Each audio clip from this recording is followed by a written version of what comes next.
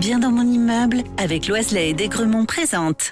Sud Radio, les incontournables de la copropriété. Thomas Binet. Bonsoir, et nous sommes avec notre consultant Philippe Loiselet, patron de Loiselet et Desgremont, qui nous informe tous les vendredis soirs sur l'ensemble des sujets liés à la copropriété. Bonsoir Philippe Loiselet. Bonsoir Thomas Binet. Vous savez Philippe que c'est notre 100e aujourd'hui ? Ça va vite ? Ça va vite, comme vous dites. Ça fait longtemps que vous êtes avec nous et c'est un plaisir de vous retrouver tous les vendredis soirs, justement. Et puis, pour fêter ce 100e numéro des incontournables de la copropriété, on va parler d'un métier. C'est le métier de gestionnaire de copropriété. Alors, pour commencer, Philippe, pouvez-vous nous expliquer ce qu'est exactement un gestionnaire, justement, de copropriété ? Pour faire simple, c'est un professionnel chargé d'administrer et de gérer des immeubles au nom des copropriétaires. Son rôle est multiple. Il gère le budget, organise les assemblées générales, assure la maintenance du bâtiment et veille à l'application des décisions prises par les copropriétaires. En général, entouré d'une petite équipe, il est le chef d'orchestre de la vie collective d'un immeuble.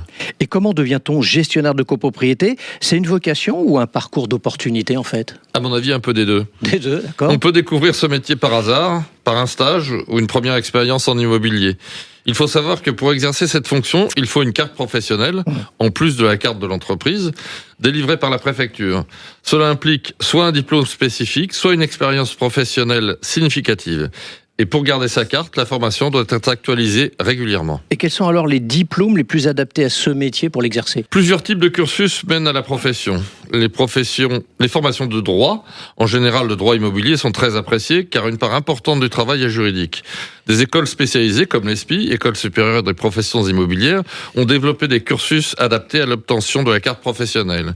Il existe également des licences professionnelles et des masters spécialisés en gestion immobilière. Globalement, il faut combiner une culture juridique solide, des compétences en gestion, en comptabilité, un minimum de connaissances en technique du bâtiment, ainsi qu'une indispensable exigence dans les relations humaines. Un vrai programme.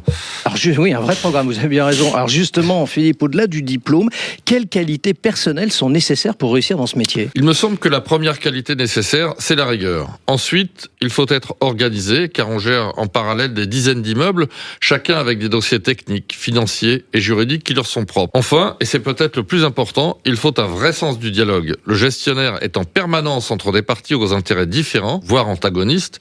Il doit savoir écouter, convaincre et désamorcer les conflits. Alors justement, vous venez parler d'un mot important, celui de conflit.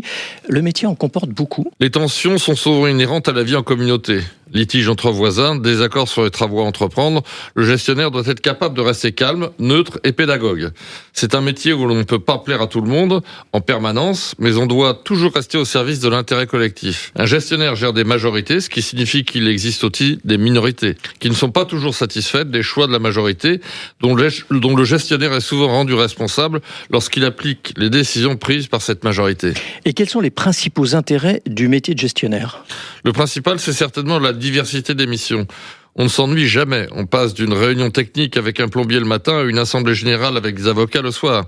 Il y a aussi une vraie satisfaction quand on réussit à mener un vrai projet collectif comme la rénovation énergétique d'un immeuble. Enfin, c'est un métier qui offre une très bonne stabilité d'emploi. Il y aura toujours des immeubles à gérer, donc des gestionnaires à recruter. Et pour être tout à fait honnête, il y a des inconvénients probablement. À mon avis, le premier, c'est la pression. Les copropriétaires sont exigeants, les délais sont souvent courts et il faut savoir gérer le stress. Le deuxième, c'est la charge de travail. En période d'assemblée générale, on enchaîne les réunions régulièrement tard le soir.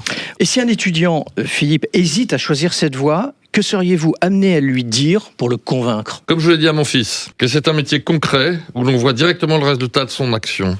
On contribue à améliorer le quotidien de ses clients, à entretenir et à valoriser un patrimoine et il y a des perspectives de carrière intéressantes. Enfin, c'est un métier humain, au contact direct des gens, ce qui le rend enrichissant. Et puis pour conclure, je voudrais féliciter, remercier et louer l'ensemble des gestionnaires de copropriété français qui effectuent un travail remarquable tous les jours au service de leurs clients et qui sont bien souvent maltraités alors qu'ils ne le devraient pas. Le message est passé. Merci à vous Philippe Loiselet. On vous retrouve vendredi prochain à 18h50 pour le 101e numéro des incontournables de la copropriété. Et pour ce qui me concerne, je vous donne rendez-vous dimanche matin dès 9h27 sur Sud Radio dans la matinale week-end.